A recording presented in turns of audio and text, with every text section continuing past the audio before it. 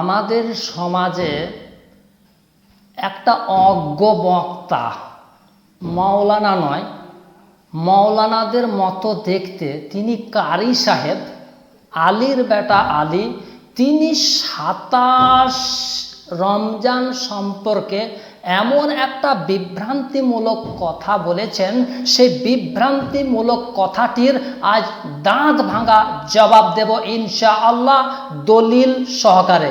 শুনুন তার সেই বক্তব্যটি আংশিক। যে 27টাই হচ্ছে শবে কদর, 27কে শবে কদর পালন করা এও একটা বড় বিধান। কেন? আল্লাহ কোরআনে বলেছেন, আমি এই রাত্রিকে গোপন করেছি। শুনলেন তো, উনি বললেন যে 27 রাত্রিটাকে শবে কদর পালন করা বেদাত। এছাড়া এও বলেছেন এই ভিডিওতে তার আগে যে 27 রাত্রিতে কোরআন খতম করাও বেদাত।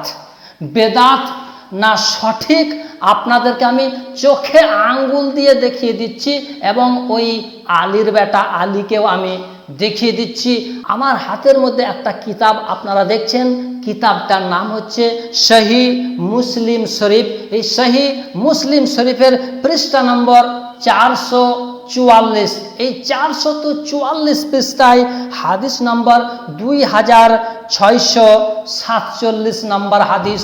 এই হাদিসে উবাই ইবনে কাব রাদিয়াল্লাহু তাআলা আনহু শবে কদর সম্পর্কে বলেছেন, আল্লাহর কসম আমি শবে কদর সম্পর্কে উত্তম রূপে ওয়াকিফ। হাল শোভা রহমতুল্লাহ আলাইহি বলেন, আমার জানা মতে তা হলো সেই রাত যেই রাতে জাগিয়ে রসুলে পাক সাল্লাল্লাহু আলাইহি সাল্লাম আমাদেরকে ইবাদত করতে বলেছেন, তা হলো রমজান মাসের 27 তারিখের রাত্রি। হে ভণ্ড প্রতারক আলীর বেটা আলী, তুমি কিভাবে আন্দাজে বলতে পারলে যে 27 রাত্রিতে শবে কদর পালন করা বেদাত? তোমার ভণ্ডামি ছাড়িয়ে দেব, এই সমাজে এমন জাতিকে লেলিয়ে দেব তুমি কেঁদে মরে যাবে, একটাও তোমার জলসা হবে না।